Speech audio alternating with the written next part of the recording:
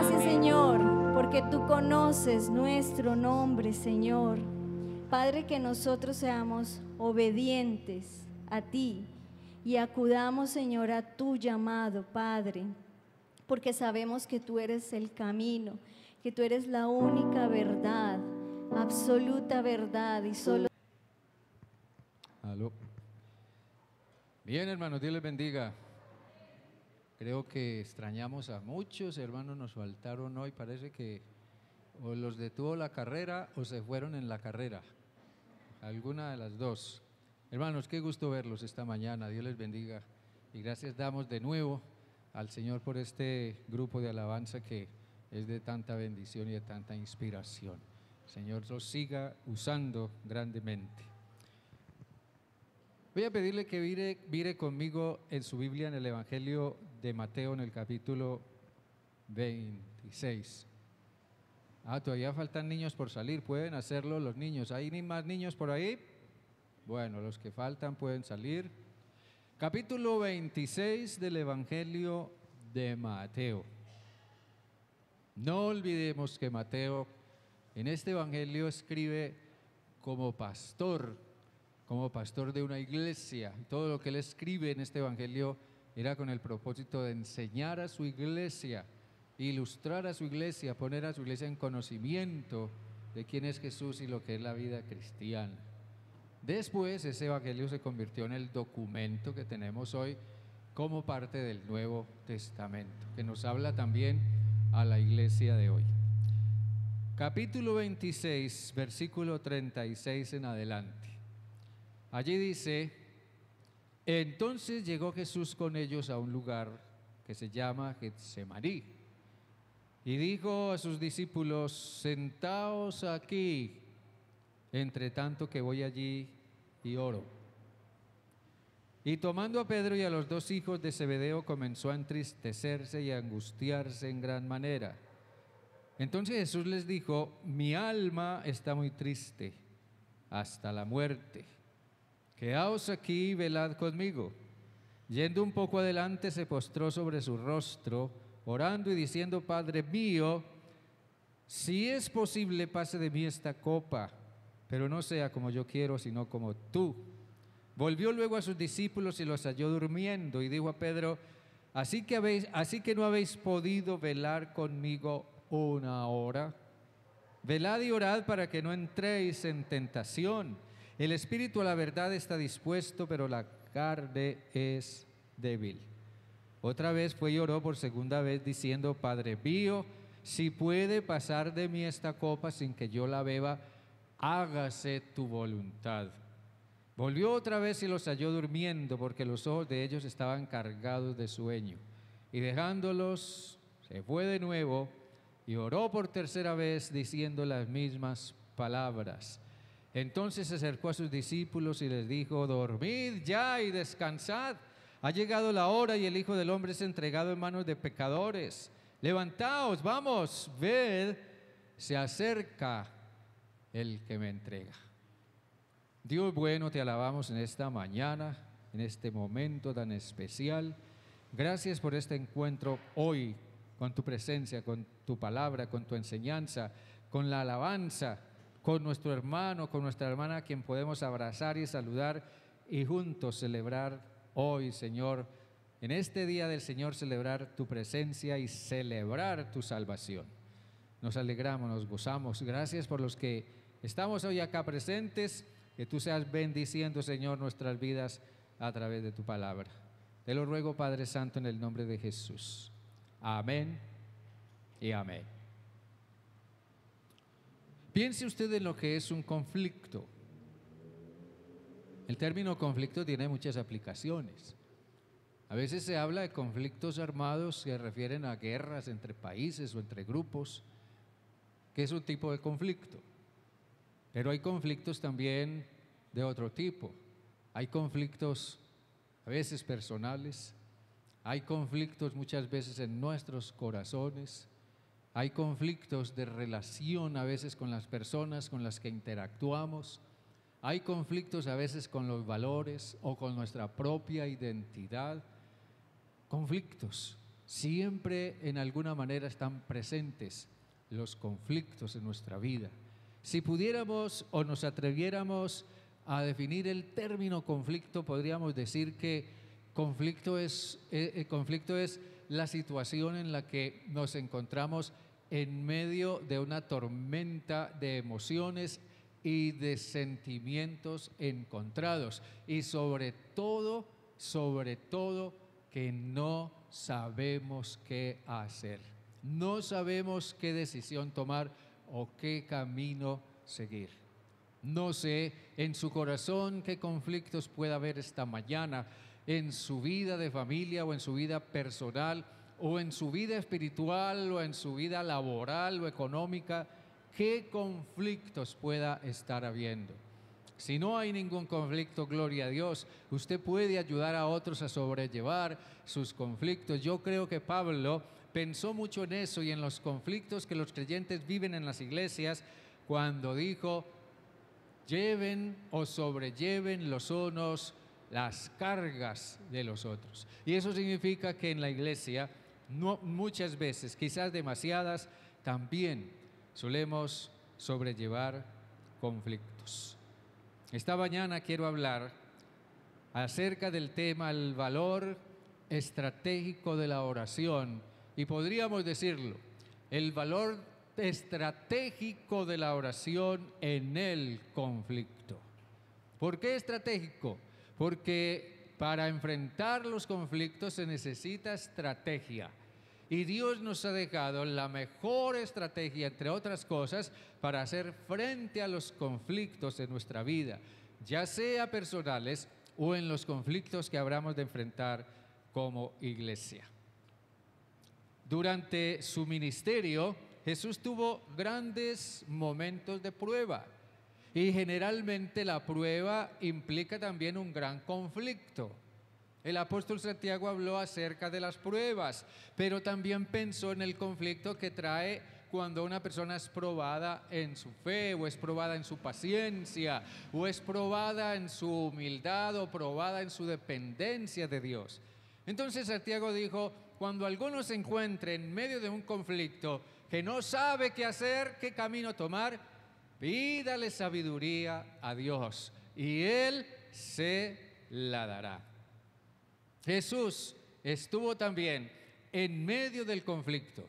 Casi toda su vida, desde el mismo comienzo, después de ser bautizado, Satanás comenzó a atacar el corazón, a atacar el pensamiento y a atacar los sentimientos y la fe de Jesús. Así que Él se vio también frente al conflicto y frente a fuertes tentaciones en su vida.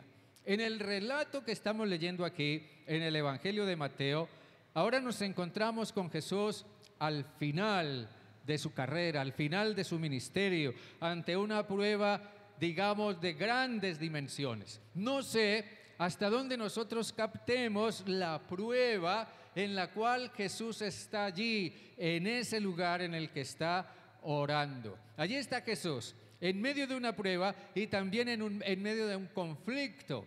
Él, aunque era Dios, está en su plena humanidad y no sabe qué hacer. Él no sabe qué hacer a ciencia cierta, a pesar de que él tenía la seguridad de que había venido al mundo a cumplir una misión redentora. Ahora Jesús no sabe qué hacer. Qué manera tan especial, tan humana de Jesús identificarse con nosotros. Mateo dice que Jesús estaba triste y angustiado. En gran manera, dice Mateo, en gran manera. Pero también Mateo nos da a entender que Jesús necesitaba ajustar su actitud a lo que él sabía que vendría. El conflicto suele presentarse cuando nosotros tenemos que ajustar nuestra actitud al propósito y a la voluntad de Dios. Ahí es donde se nos presenta o comienzan a presentársenos los problemas. Señor, tú quieres, pero yo no estoy seguro si quiero. Es más, a veces ni quiero, aunque yo sé que tú quieres esto, lo otro y tu voluntad es esta, pero mi voluntad es esta otra. Señor, ¿qué hago? Yo quiero obedecerte a ti, yo quiero serte fiel a ti, yo quiero, Señor, andar contigo, pero también tengo mis propios intereses y mis propias metas y mis propios sentimientos. Qué conflicto tan grande en el que Jesús se encuentra en ese momento. Es la etapa final de su misión y nos enseña que la misión de Dios, y si podemos llevarlo al plano de ser cristianos comprometidos, de ser cristianos de obediencia, de acción en la vida con el Señor, entonces seguirle al Señor implica conflicto.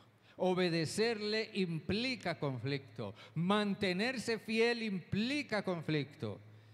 Aquí en el caso de Jesús, se trataba de avanzar, se trataba de obedecer y continuar dando los pasos que faltaba para cumplir con la misión que Dios le había encomendado. Se trataba de avanzar, pero la oposición era muy grande. Allí había algo en la carne, si podemos decirlo, en la debilidad humana con la que Jesús también cargó. Había algo que se oponía al cumplimiento total de la voluntad de Dios.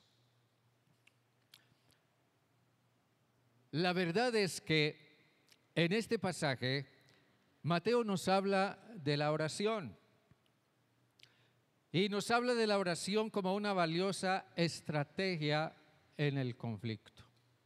Yo creo que si nosotros comenzamos a mirar a Jesús orando en este momento, comenzaremos a darnos cuenta de lo profundamente importante y esencial que es la oración. Y tal vez hasta nos demos cuenta de lo superficiales, de lo poco que nosotros le damos valor a la oración. Tal vez comencemos a darnos cuenta de lo egoístas que somos cuando oramos y de lo poco dispuestos que estamos a orar. Se trataba de avanzar, pero había que vencer la oposición que estaba frente a él, la oposición de su propia voluntad, la oposición de su propia carne humana. Había que vencer todo eso. Por eso miremos un poco a Jesús y el conflicto. Jesús y el conflicto. Lo que Mateo narra con tanto lujo de detalles en este pasaje nos describe a un Jesús que nunca escapó completamente al conflicto. Ahora está en un conflicto bien fuerte. Es más, podríamos decir, está en el vórtice mismo, está en el centro mismo del conflicto. Hace un momento cantábamos un coro, una parte de la letra decía, aunque esté en el centro de la tormenta. Yo no sé si usted haya tenido la experiencia de estar en el centro de la tormenta, o tal vez ahora esté en el centro mismo de alguna tormenta en su vida.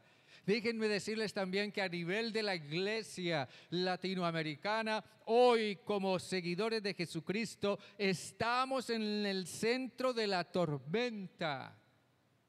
Y nosotros tenemos que ser profundamente conscientes de eso. La expresión triste y angustiado, en gran manera que usa Mateo, nos dice mucho, porque eso era como estar en una especie de agonía en la que Jesús se encontraba a causa de haber asumido el pecado humano y enfrentar el juicio de Dios en la cruz. El conflicto, la crisis, las circunstancias difíciles, las decisiones difíciles son parte inevitable de la vida. Y lo que encontramos aquí es a un Jesús que nos enseña cómo afrontarlos. Dice Mateo que Jesús llegó con ellos. Miren bien la terminología que usa Mateo aquí. Llegó Jesús con ellos. Eso significa que venía de camino, de alguna parte. Venía de camino con sus discípulos desde otro lugar. Llegó con ellos a un lugar que se llama Getsemaní.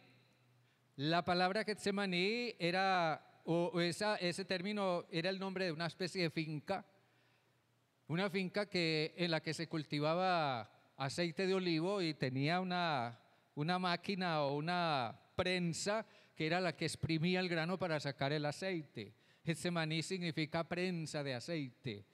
Y en cierta manera parece que Mateo nos hace ver a Jesús en esa prensa, allí siendo molido en esa prensa, para que diera de él lo que Dios esperaba que al final diera en toda su obediencia y fidelidad.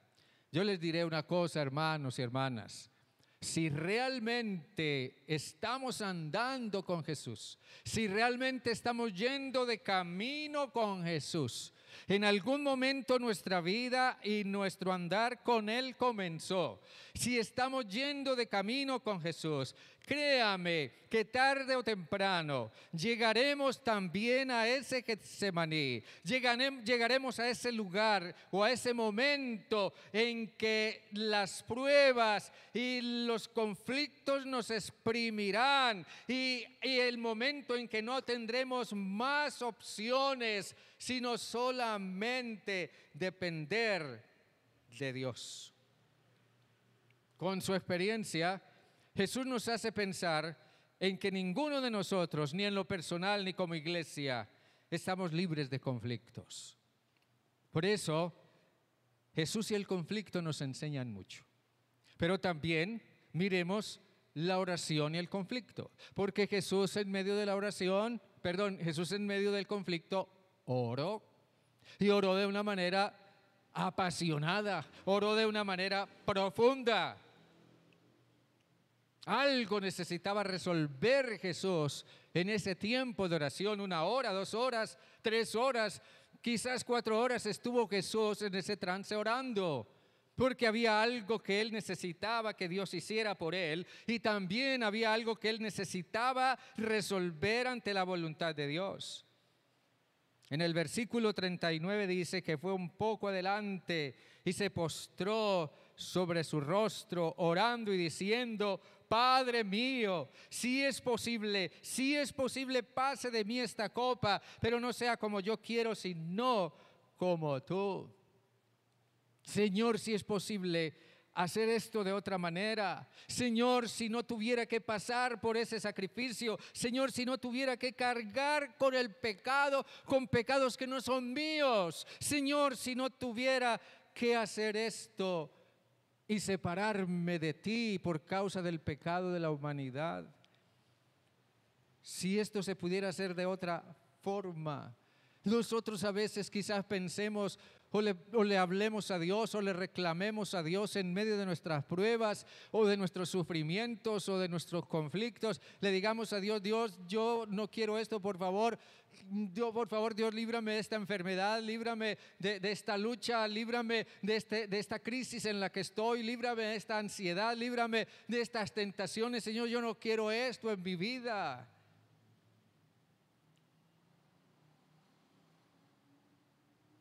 Jesús también le pidió al Padre: Padre, líbrame de esto.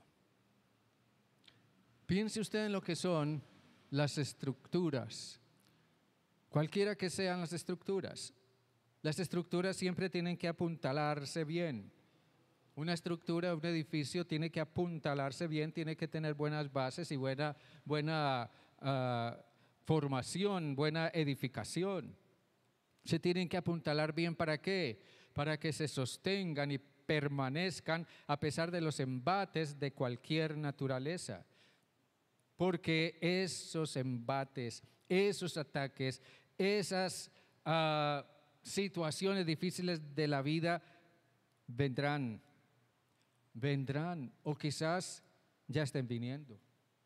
Jesús lo advirtió, él dijo, o él habló a sus discípulos en alguna ocasión, tiempo atrás, él les habló de lluvias tempestuosas, les habló de ríos desbordados, les habló de vientos huracanados que golpean contra una casa. Y Jesús dijo: a menos que esa casa esté fundamentada sobre la roca, esté debidamente estructurada, jamás podrá resistir los embates de las pruebas y de las circunstancias difíciles. Pero que las tempestades, que las lluvias tempestuosas, que los ríos desbordados, que los vientos huracanados vendrán, vendrán. Jesús habló de la oración en medio de una situación así.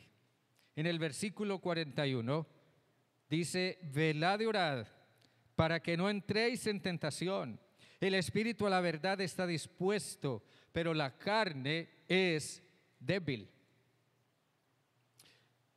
Y Jesús habló de la oración referida en un sentido estratégico. O sea, miremoslo de esta manera. Si se tiene en cuenta que mi condición como cristiano, miren bien, si se tiene en cuenta que mi condición como cristiano atrae la hostilidad de diferentes factores, ya sea el diablo, ya sea el mundo en el que vivimos, con todo y sus atracciones, con todo y sus antivalores, o quizás también la propia debilidad de mi carne, si me permiten usar ese término, mis propias flaquezas, si mi condición como tal atrae la hostilidad de todo eso contra mi fe y mi confianza en Dios, la oración tiene un inmenso valor estratégico en medio de tal conflicto. Amén. Nadie tiene garantizado que en algún momento no vaya a ver afectada su fe. Nadie tiene garantizado que en algún momento no vaya a ver atacada su fe, o que en alguna forma vaya a experimentar dudas en cuanto a su fe. Incluso a nadie se le ha garantizado que nunca va a perder incluso su fe. Y Jesús no fue la excepción a eso. Jesús dijo específicamente, y la nueva traducción viviente, el Nuevo Testamento, la nueva versión internacional dice o traduce de esta manera: si es posible, le dijo Jesús al Padre, si es posible, no me hagas beber este trago amargo. Y esa es la razón por la que fue y se postró sobre su rostro, orando y diciendo: Padre mío, si es posible, pase de mí esta copa. Jesús era consciente del sufrimiento que le esperaba, pero también era consciente de la misión que tenía que cumplir. Por eso, la estrategia principal para enfrentar ese conflicto y poder llegar hasta el final fue la oración. El hecho de que veamos a Jesús orando nos enseña que la posibilidad de caer está más cerca de lo que imaginamos. Amén. La posibilidad de caer está más cerca de lo que imaginamos. El apóstol Pablo decía: el que piensa estar firme, mire que no caiga. En el versículo 40 dice: volvió luego a sus discípulos y los halló durmiendo. Y dijo a Pedro: así que no habéis podido velar conmigo una hora. Entonces viene su advertencia: velad y orad para que no entréis en tentación. El espíritu a la verdad está dispuesto, pero la carne es débil. Ahora observen ustedes esto. Jesús estaba teniendo presente a sus discípulos. Jesús fue con los 12 allá al jardín de Getsemaní, aunque parece que Judas no estaba ahí, solo fue con 11. Y de esos 11 Jesús apartó a Pedro, a Jacobo y a Juan, que al parecer eran como los más cercanos a él, era como con los que más intimidad y amistad él tenía. Y él los llevó aparte para que estuvieran un tanto más cerca de él. Cuando uno está sufriendo, cuando uno está pasando por crisis, por problemas, uno necesita a alguien cerca de uno. Y Jesús no fue la excepción. Él llevó a esos 3 discípulos para que estuvieran cerca de él. Pero lo más paradójico es que Jesús sabía a lo que estaba abocado Pedro y los otros. Estaban al borde del precipicio del fracaso total. Jesús lo sabía. A pesar de que parecían sentirse muy seguros. Tiempo atrás Jesús le había dicho a Pedro, haciéndole un constante monitoreo a la forma de Pedro ser, a la forma de vivir, al carácter que tenía y todo lo que había que tratar todavía con Pedro para que llegara a ser una persona madura. Jesús le hacía un seguimiento constante y en una ocasión le dijo, Pedro, Satanás te ha pedido para zarandearte como a trigo y que te va a zarandear, y de esa no te vas a librar. Pero ten presente, yo he rogado por ti para que tu fe no falte. Yo sé por lo que vas a pasar, pero he rogado por ti para que no te falte la fe. Ellos no sabían lo que venía contra ellos, pero Jesús sí lo sabía. De allí su orden urgente: velad y orad. Estén vigilantes sobre lo que esté aconteciendo en sus vidas, tengan el discernimiento adecuado y oren en medio de su conflicto. Así que yo pienso, y me gusta mucho pensar en personajes como Pedro. Pedro en algún momento hizo una gran promesa. Pedro era muy amigo de hacer promesas. Y él nunca pensaba antes de comprometerse.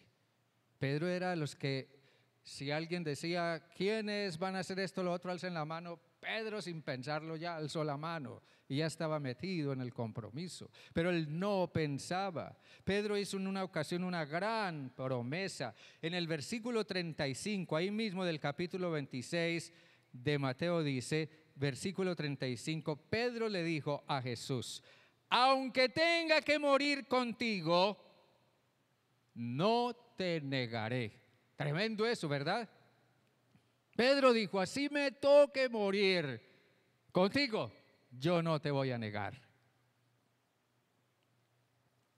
Jesús le dijo, Pedro, yo te aseguro de que el gallo no cantará una vez antes de que tú me hayas negado 3 veces. Y yo creo que de ahí viene el dicho que dice, en menos de lo que canta un gallo.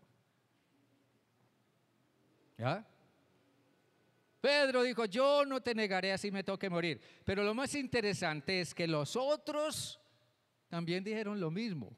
Porque dice, y todos los discípulos dijeron lo mismo. Nosotros estamos dispuestos a morir, pero no te vamos a negar. Vamos a ir contigo hasta el final. Pedro marcó la pauta y los demás, alzando su mano, su diestra, también se comprometieron juntamente con Pedro. Pero resulta que ahora en el jardín de Getsemaní, esos que prometieron tan fervientemente que estarían con Jesús hasta el final, están profundamente dormidos.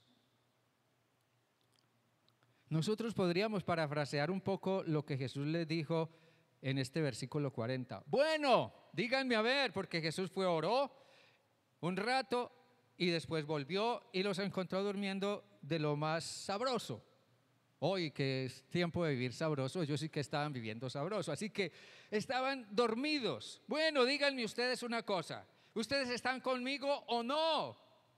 ¿Ustedes se han entendido de qué se trata esto en lo que estoy metido? ¿Y ustedes conmigo? ¿Qué es a lo que ustedes aspiran realmente como mis seguidores? Díganme a dónde se fue la promesa que hicieron hace un rato. El hecho es que cuando más atentos debían estar, se durmieron. O sea, se desconectaron de la realidad que los rodeaban. Estuvieron unidos, sí, muy unidos, para comprometerse delante de Jesús, para decir, Jesús, tú eres nuestro Rey. Tú eres nuestro Salvador, tú eres nuestro Señor, tú eres a quien seguiremos. Estuvieron unidos para comprometerse en ese sentido, pero no estuvieron dispuestos a orar, sino que cada uno buscó un lugar donde ir a dormir. No entendieron que ese era un momento de crisis, que ese era un momento de peligro y de riesgo. Y sobre todo no entendieron que ese era un momento de hacer un gran ajuste en su vida. En otras palabras, era tiempo de orar. Hermanos queridos, cuando pruebas vienen a nuestra vida, junto con los conflictos que conllevan, es tiempo de hacer ajustes. Ajustar nuestra voluntad a la voluntad del Padre. Cantamos hace un rato, esperar en ti, difícil sé que es, ¿verdad? Esperar en Dios es muy difícil. Pero en esa prueba, Dios espera que nosotros ajustemos nuestra voluntad a la voluntad de Él. Es tiempo de hacer ajustes. Y cuando tenemos que hacer ajustes en nuestra vida, entonces tenemos que orar. No hay otra manera sino orando. Mateo enseña que la iglesia debe orar, que cada hombre o mujer que sigue a Jesucristo debe orar, cada creyente debe orar con el propósito de que el conflicto no tome ventaja sobre él y pueda ajustar su voluntad a la voluntad de Dios. La palabra que utiliza Mateo aquí es muy interesante cuando habla de que Jesús estaba en medio de ese conflicto, de que Jesús estaba en medio de esa agonía. Es una palabra que significa prueba o significa tentación, significa también adversidad. Y lo que Mateo trata de decirnos es que Pedro y los otros olvidaron el principio de velar y orar para no entrar en tentación, olvidaron ese principio y perdieron.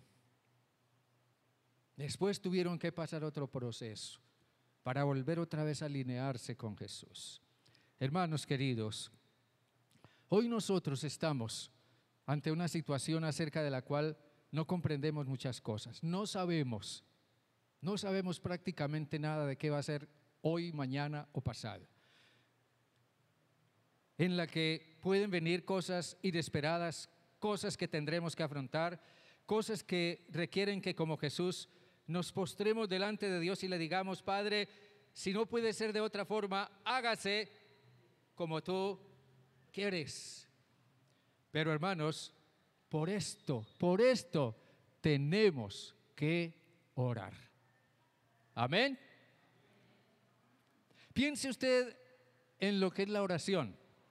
La oración es como un martillo, una herramienta tan sencilla, pero tan útil, tan práctica. La oración es como un martillo. El profeta Jeremías dice que la palabra de Dios es como un martillo que quebranta la piedra. Ahora, ¿por qué dijo Jeremías eso? Porque una piedra no se puede destrozar de un solo golpe, con una sola intervención. Si se tiene el martillo o si se tiene la herramienta adecuada, se va golpeando poco a poco, golpe tras golpe, y la piedra irá cediendo hasta que se parte en pedazos. La palabra de Dios es como martillo que golpea la piedra.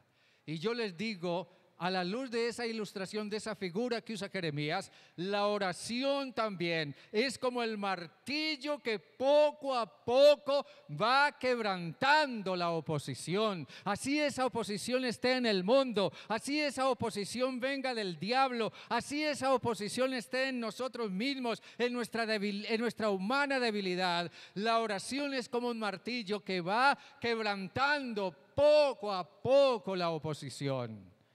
Piense usted en lo que es un martillo, para lo que se usa. Si usted quiere meter un clavo en la pared, el martillo es lo único que funciona.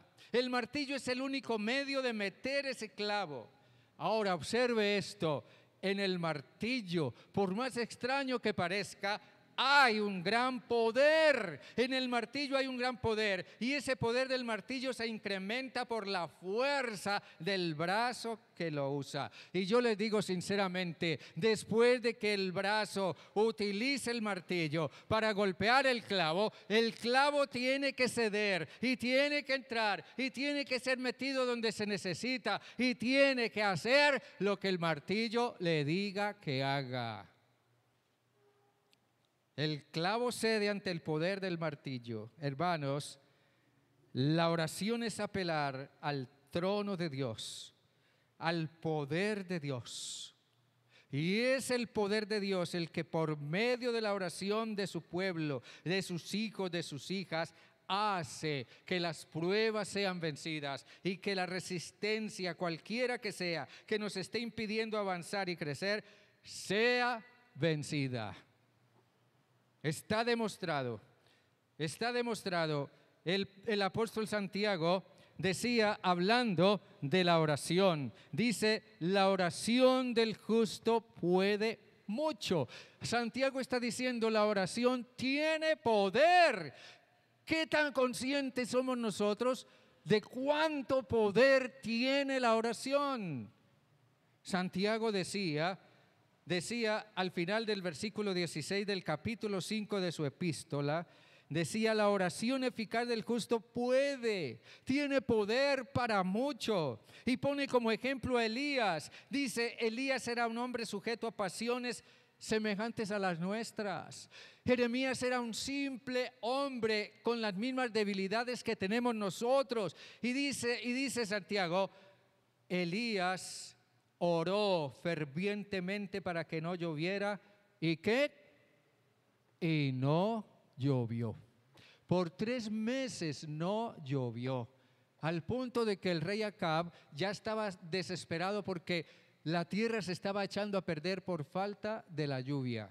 Pero luego dice Santiago otra vez, no llovió por 3 años y 3 meses, corrijo eso, 3 años y 3 meses. Y luego dice Santiago otra vez, y otra vez oró, y el cielo dio lluvia, y la tierra produjo su fruto.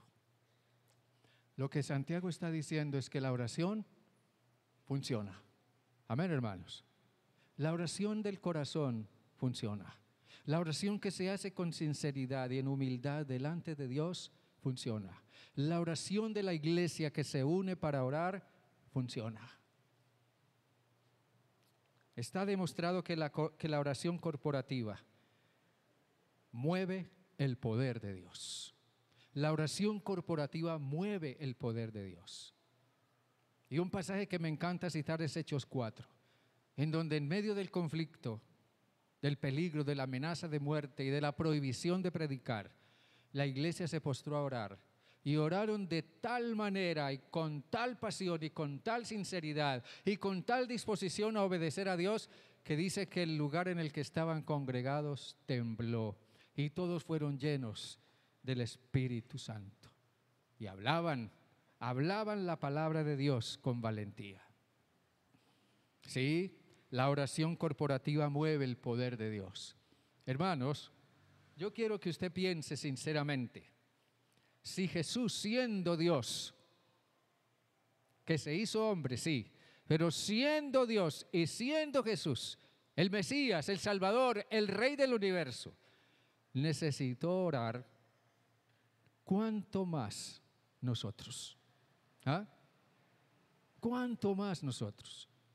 Yo sé que usted debe tener su tiempo de oración personal y celebro eso grandemente. Su tiempo de oración personal debe tenerlo, necesita tenerlo.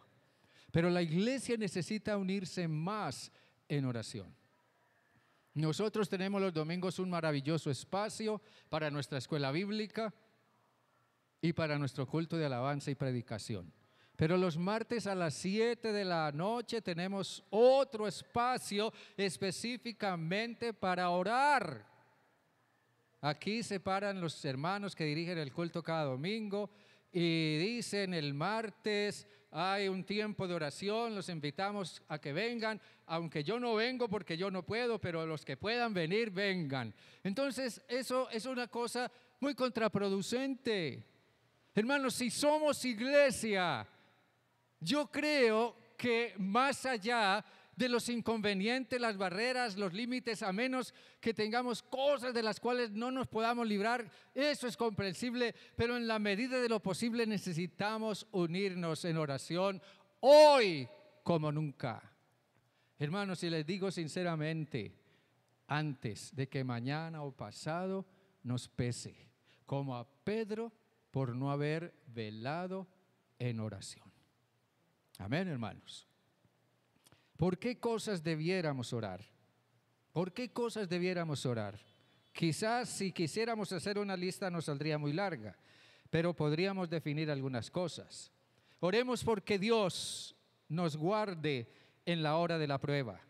Oremos porque Dios abra caminos en medio de la oposición, de las cosas que se me oponen, para yo poder servir más al Señor, obedecer más al Señor, o venir al tiempo de oración. Oremos para que el Señor le abra caminos en medio de las cosas que se le oponen y que le abra caminos a la iglesia en medio de la oposición para que pueda cumplir su misión.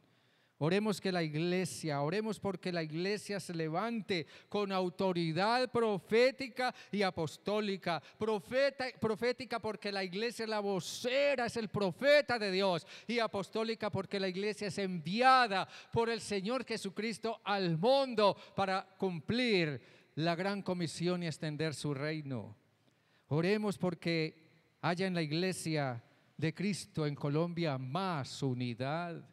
Y oremos porque la iglesia pueda cumplir su misión a través de cada uno de sus miembros. Amén, hermanos. Abra su Biblia, por favor, en el Salmo 20.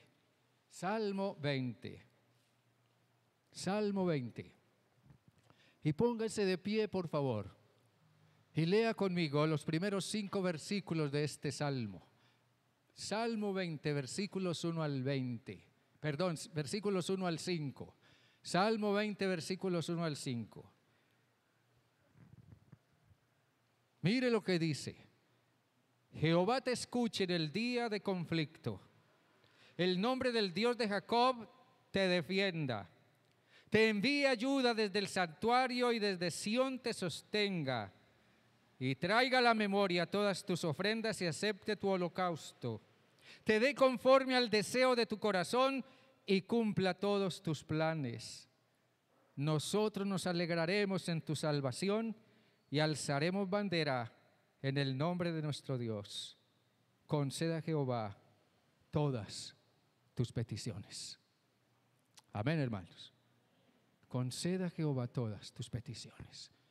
Que el Señor nos escuche en medio de los conflictos que podamos estar teniendo, para poder avanzar en obedecerle al Señor. Dios bueno, te alabamos en esta hora y te damos gracias, Dios,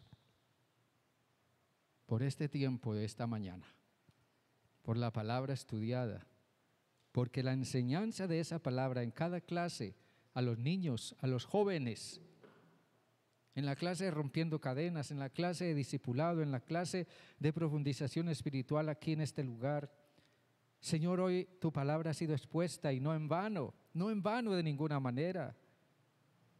El profeta Isaías dice que la palabra es como la lluvia que desciende de lo alto y riega la tierra y la hace germinar para que produzca fruto y cosecha.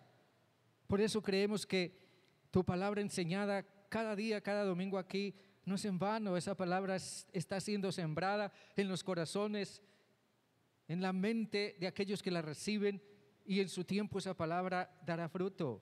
Gracias por eso, Señor. Pero ayúdanos ahora también a que asumamos una mayor responsabilidad para orar, Señor, tanto en lo personal como también para orar corporativamente como iglesia. Encamínanos en iniciativas para formar grupos de oración en nuestro hogar o donde sea posible que podamos tenerlos, con personas que necesitan de que se ore por ellas y que estarían dispuestos a permitirnos orar por ellos. Pero haz de esta iglesia, Señor, una iglesia que ore fervientemente y levante constantemente con todo su corazón un clamor delante de ti, porque, Señor, comprendemos que solo la oración ferviente y sincera puede mover tu poder para impulsar a la iglesia, para guardarnos y protegernos. Señor Dios, que esta palabra de hoy halle lugar en cada corazón y en todo tú seas honrado y glorificado por siempre, en el nombre de Jesús. Amén. ¿Quiénes van a venir el martes? A ver, quiero ver esa...